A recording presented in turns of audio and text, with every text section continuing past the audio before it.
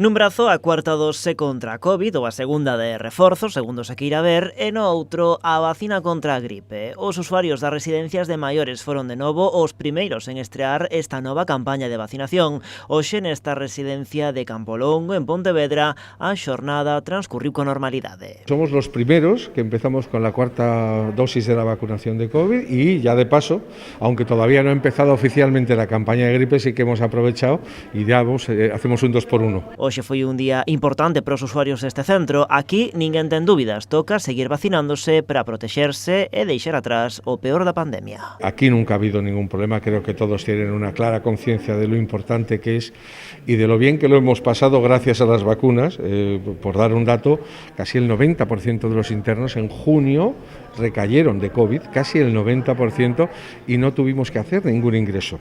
Eso quiere decir que las vacunas funcionan. Porque nos últimos meses houbo repuntes e novos contaxios dentro desta residencia, pero nada que ver coas primeiras vagas.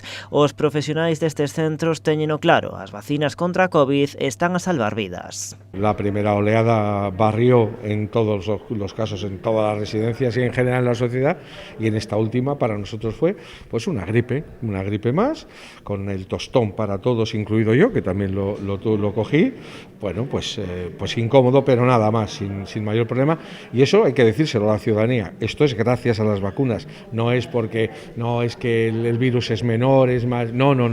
As vacinas non só protexen, tamén fan que a súa vida volvese á normalidade. Hoxe conviven sen medo dentro deste centro. En este momento hemos normalizado aquí, ya está totalmente normalizada la situación.